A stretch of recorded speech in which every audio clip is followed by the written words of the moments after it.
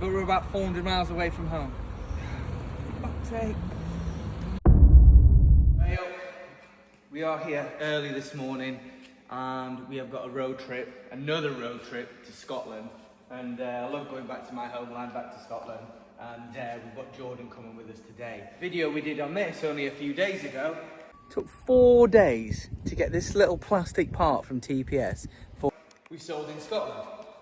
And this is obviously why we're going to Scotland. There's twofold. One, I bought a 370Z. You know I love my Japanese cars. And a lovely 370Z. It has been wrapped, so do really need to have a good look at that, and we will see that a bit later in the video today. But we only had this up a few days. We did sell this car off TikTok to a guy in Scotland, which is fantastic. So it's worked out really well. We're going to go to Manchester, drop this off. Jordan is going to have the joy of driving the S3 because he's only got an automatic license. So I'll drive the manual.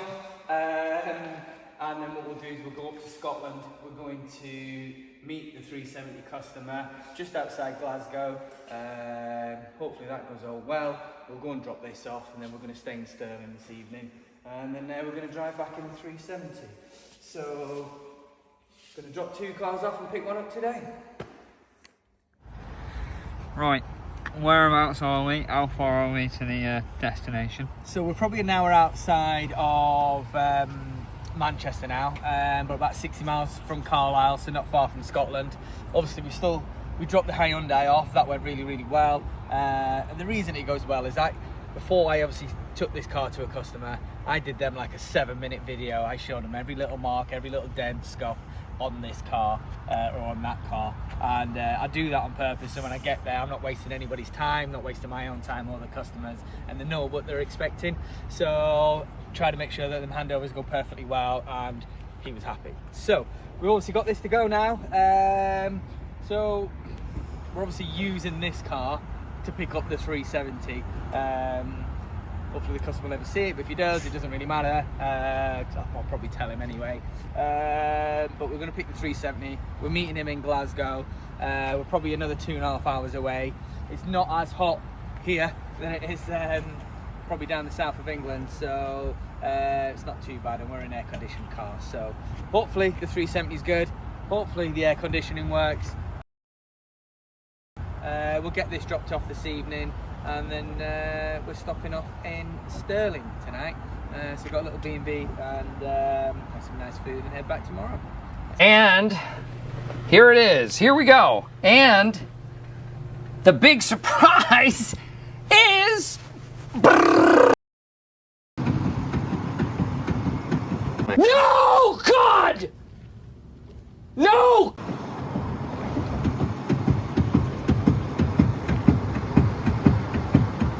Five hours later. Come on.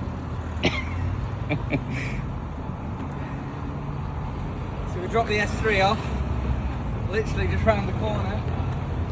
Things were going so well, and the clutch pedal, it just fell to the floor.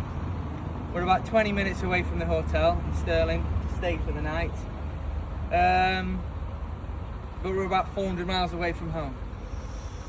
So we need to figure out tonight first. For fuck's sake.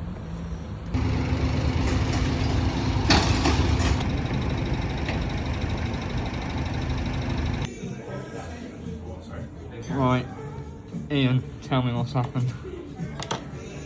So we dropped the S3 off. Nice and easy, guy paid for it, lovely. We pulled out of his drive, turned the next left, and we must have gone 600 yards, and actually going up a hill, no problem, got to the brow of the hill, going down, ready to turn left, and the clutch just fell to the floor, like, just went. So, stopped the car, tried to pump the clutch, nothing happening, looked underneath, brake fluid all over the floor. So, luckily, somebody really nice over the road, and he actually took me to Tesco's, Morrison's, and there was another one, another supermarket. Asda. Asda, that was it. Got to Asda, we got some brake fluid. So we topped up the brake fluid on the car, and there was still nothing there. I mean, the clutch is gone. think it's just possibly a leak and pressure more than anything, but until we get it back, literally don't know. So we're just outside Stirling, we're about 20 minutes away from where we were at the hotel, and had to ring Breakdown Recovery. They were quite good. They come out in literally half an hour. He's dropped us off here, and it turns out that he's going to go and drop the car off back in Andover Friday morning for us. We're sat in a pub where the hotel is.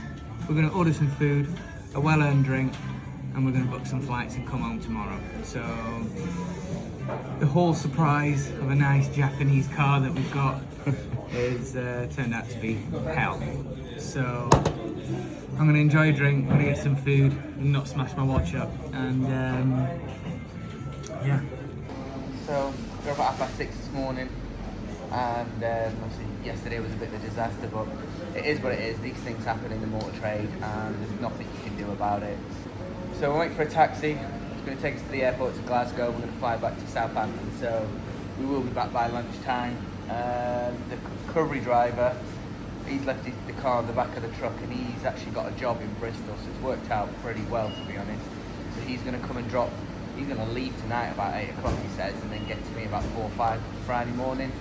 So the car will be getting dropped off straight at the garage, which is across from my house anyway. So I had this problem before, where the clutch is fell to the floor, and I'll get a new clutch obviously while it's out there, but they have these like plastic ring things inside, and they just go, and I can tell it's done that. It's leaked all over the floor, leaked all the fluids, so I think yeah, it's going to be an easy fix, but it's obviously cost more than in the end flying back, recovery back and stuff like that.